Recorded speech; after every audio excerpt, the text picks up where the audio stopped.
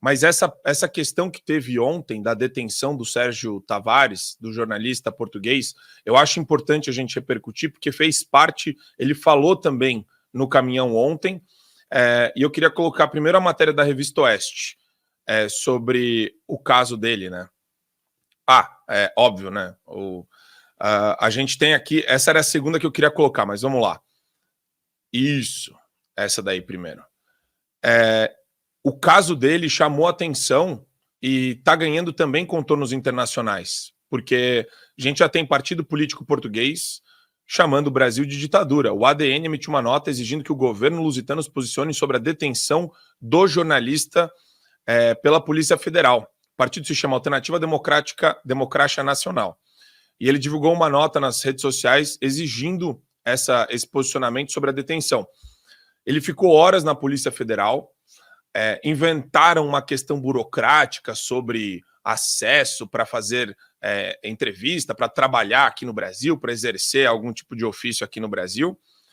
E ele veio só para fazer a cobertura do evento. E olha que loucura, né? A gente fala dessa situação toda que a gente está vivendo. O Chico Pinheiro, a gente está falando de figuras exóticas e bizarras aqui.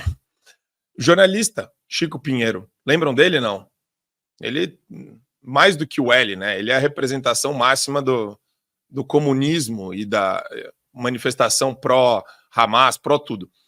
Ironizou a detenção do colega português. Chega não, aqui chega não, escreveu nas redes sociais. E é sempre assim, Adrilles. Os caras usam de pretextos burocráticos para falar, não, isso daqui é só burocracia.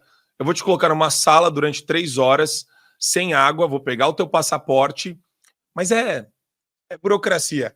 E durante esse período todo, ele sem advogado, sem saber o que estava acontecendo, falando, inclusive, o advogado deu uma entrevista hoje de manhã para a Auri Verde e falou que a ordem veio da Polícia Federal de Brasília, não veio nada de imigração, não veio nada, um negócio que gera cada vez mais, não é suspeita, porque a gente sabe, né?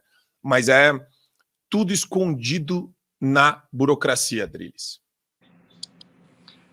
É burocracia da ditadura. Toda ditadura tem uma burocracia perversa, tanto mais uma ditadura que se traveste de democracia. Estamos defendendo a liberdade e a democracia, mas vamos reter seu passaporte, vamos investigar, vamos colocar numa sala suja, escura, sem água, sem comida, até que você perceba que os limites da sua liberdade são os limites que nós damos. Ou seja, é uma ditadura pérfida. Pegaram um jornalista português que veio cobrir a manifestação da Paulista e, eventualmente, praticamente prenderam o sujeito.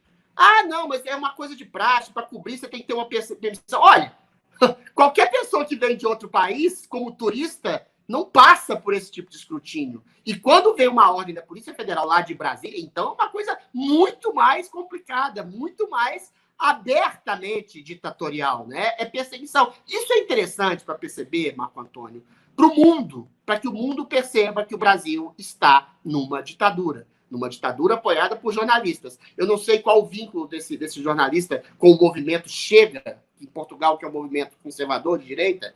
Ele fez uma alusão a isso. Aqui chega não. Ou seja, tem jornalistas apoiando a ditadura, como a gente viu o Otávio Guedes, como a gente viu a Globo News, como a gente viu o Chico Pinheiro, que fez parte da Globo, a Globo como instrumento da ditadura. A gente tem uma parte da polícia instrumentalizada para essa ditadura, impedindo, inclusive, que correspondentes estrangeiros venham cobrir o que está acontecendo aqui. Agora, eu queria dizer o seguinte, eu acho que isso é bom, o movimento na Paulista, 1 milhão de pessoas na Paulista, um jornalista sendo praticamente preso aqui no aeroporto, tendo seu passaporte retido. Isso é importante para que o mundo veja que estamos numa ditadura. Isso é importante também para que o próprio brasileiro, que é informado pela Rede Globo, pela grande mídia ditatorial, veja que está tendo uma ditadura. Agora, em que medida isso pode reverberar na queda de uma ditadura? Esse aqui é o problema. Todo mundo sabe, por exemplo, que existe uma ditadura em Cuba e em Venezuela, mas há décadas a ditadura continua. A ONU diz, meu Deus, existem sendo mulheres sendo mortas, oposicionistas sendo assassinados na Venezuela, em Cuba, e daí? Ninguém faz nada. Agora, o que pode ser feito ainda no Brasil? É isso que a gente viu na Paulista. Se o povo vai às ruas e manda um recado para a própria população brasileira que o povo está insatisfeito, que o povo se contrapõe a uma ditadura colocada, que o povo está pressionando deputados e senadores para que combatam essa ditadura, a gente ainda tem uma chance de derrotar a ditadura que está solapando a liberdade no Brasil.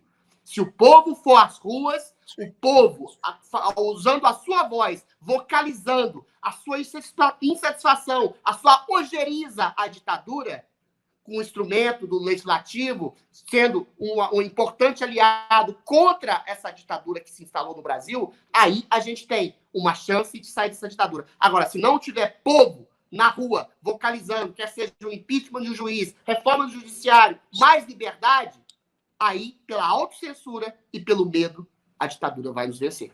Assine o Fio Diário. Assim você vai ter acesso integral ao programa completo Adriles sobre tudo, além de outros diversos programas na nossa plataforma. Assine aí.